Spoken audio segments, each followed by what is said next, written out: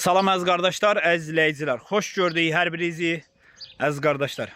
Bugün iyun ayının 8-i 2025-ci il.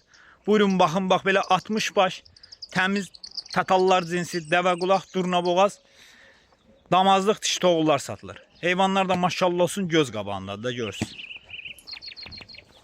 Ay maşallah, bunlara baxın.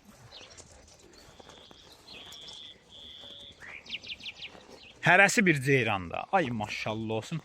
Süper heyvandır. Bax.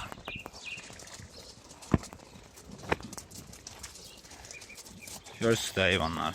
Göz qabağındadır heyvanlar. Ay maşallah. Bax. Durna kimi heyvandır.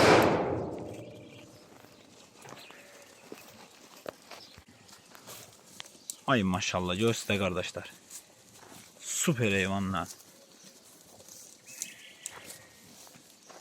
Buyurun baxın. Kim almaq istəyir əlaqə saxlaya bilər. Ünvan Beyləqan rayonu. 60 baş heyvandır əziz qardaşlar.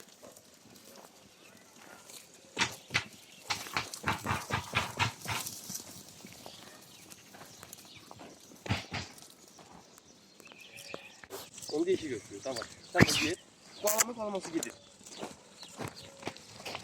Süper heyvanlardır bax. Ay maşallah bunlara baxın. Cinsi də göz qabağındadır əziz qardaşlar. Kim almaq istəyir əlaqə saxlaya bilər. Əlaqə nömrəmiz səhifədə qeyd olunub. Durna kimi heyvanlar.